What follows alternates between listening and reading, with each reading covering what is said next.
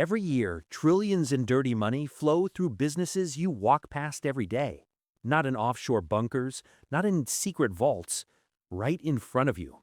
Here's what's actually happening. Movies got this completely wrong. No suitcases, no Swiss banks. Real money laundering is deliberately boring, because boring doesn't get caught. It has 3 steps, and once you see them, you'll never look at a cash business the same way again. Step 1. Placement. This is where dirty cash enters the financial system. Banks are legally required to flag deposits over $10,000, so criminals break it up.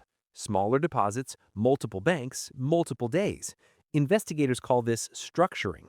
Or they buy a cash-heavy business, a car wash, a restaurant, report more revenue than actually came in, deposit it all, and suddenly crime money has a receipt. Step 2. Layering. And this is where it gets interesting. Imagine dropping ink into water and stirring it 50 times. That's what layering does to a money trail. The funds move through shell companies, businesses that exist only on paper.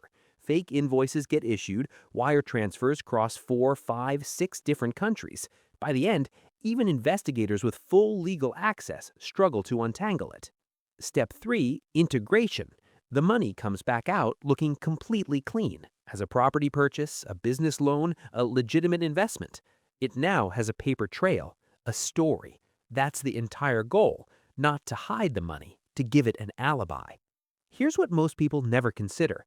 A lot of businesses pulled into this have no idea. A landlord gets paid on time and never asks questions.